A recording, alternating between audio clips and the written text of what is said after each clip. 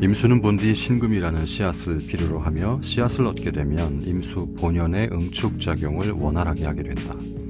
목적은 생명을 잉태하기 위함이기에 어찌 보면 간목부터 이어져오는 천간의 순차적 배열의 목적에서 다음 세대를 위한 포석을 구체적으로 진행하는 구간이라고 논할 수 있겠다. 임수를 은유적으로 강물이라는 자연의 일부로 표현하는 데에는 이유가 있다. 아마도 강물이기 이전에 지구상에서의 응축의 성분을 가지고 생명의 잉태에 관여하거나 연관되는 재료 중에서 물과 같은 유사성을 가진 것이 드물기도 하거니와 선현들이 가지고 있는 자연적 사상체계와 가장 부합되는 개념이 물을 사유구조로 끌어들이게 되는 이유가 아닐까 싶다. 실제 여성의 자궁과도 비유가 되는 것이 바로 임수의 기운이다. 이미 많이도 보편적인 인식의 장으로 이해되고 있는 개념인데 하울이 외람되게도 초창기에 공부를 할 때에는 그다지 익숙하게 형성된 개념은 아니었던 것으로 기억하고 있다. 최근에는 인터넷을 통한 정보의 공유가 보편화되어 있는 상태이므로 학인들의 입장에서도 직관적으로 진리에 유사한 개념의 공명이 진행되는 순간 자연스럽게 강제하지 않아도 자연스럽게 인식되어지는 패턴이 아닐까 한다. 그래서 강물로 대변되는 임수의 지향점은 간목이라는 큰 나무의 잉태를 위해 신금이라는 씨앗을 잘 품어내는 것이다. 글자 간의 결합인지라 그 내면에서 어떤 작용이 일어나는지는 알 수가 없다고 하더라도 신금이라는 가장 정교하고 날카롭고 단단한 핵심인자를 품게 되면 임수는 가장 임수다워지는 역할을 수행하게 될 것임은 의심할 여지가 없을 듯하다. 주변에서 그렇기에 임수와 신금의 조합을 가지고 있는 사람들은 나름 새로운 생각과 창의, 창조적인 특성들을 문득 발휘할 만한 사유의 구조가 생겨나게 되며 이런 대목들을 놓치지 않고 잘 격려해 줄 필요가 있게 된다. 왜냐하면 임수를 통해서 만들어지는 간목이라는 큰 나무는 새로운 차원의 영역을 개창해내는 것이기에 지구상에서 존재하는 생명력을 더욱 갖고 놓을 수 있으며 다양성을 제공할 수 있는 바로미터가 될 수 있기 때문이다. 그래서 보통 임수를 놓은 자는 꽉 쥐어내고 내어놓지 않으며 품어나가는 성향이 강한 편이기에 인간적인 성향의 관점에서는 당연히 호불호가 존재할 수 있겠지만 그 목적은 간목이라는 에너지가 나올 자리나 상황을 염두에 두고 있는 본능적인 행위이기에 잘 존중받아야 한다는 생각을 개인적으로는 가지고 있는 편이다. 그래서 임수는 정화를 만나게 되면 묘한 작용이 발생하게 되는데 정임합을 통해 간목을 지향하게 되며 임수는 음 중의 음으로서 마치 하늘과 땅의 경계 중에서 땅의 역할을 하기 때문에 정화라는 하늘의 의지와 뜻을 접하게 되면 새로운 생명력을 키워내는 프로그램이 작동하게 된다. 단전호흡과 명상 등을 하는 입장에서 보면 임수는 바디의 선천적인 에너지와 같으며 정화라는 집중과 내적으로 침투하는 에너지와 교감하게 되면 각 단전들을 중심으로 형성되는 차크라를 키워내는 조건이 만들어지게 된다.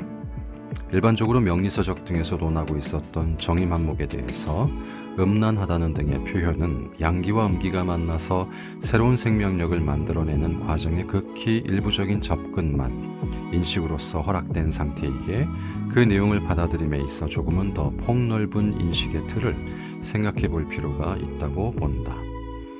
강물로 많이 불려지고 있는 임수는 무토라는 태산을 만나게 되면 질서를 잡게 되는데 이에도 환경적 변수가 잦은 편이다. 여름이라는 환경 조건의 임수라면 무토라는 태산이 주는 질서와 규제를 보통은 싫어하게 되며 겨울과 봄의 강물은 그 규제와 질서를 확립하는 인자를 반갑게 받아들일 수 있는 인식의 틀이 형성되게 된다.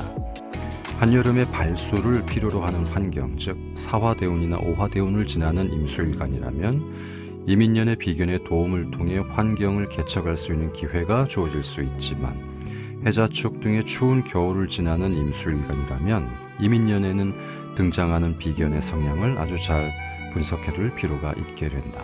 그래서 임수가 이민년의 임수라는 비견을 만나는 가치를 정확히 확인하기 위해서는 본인의 환경이 어느 곳을 지향하고 있는가를 인식할 필요가 있다.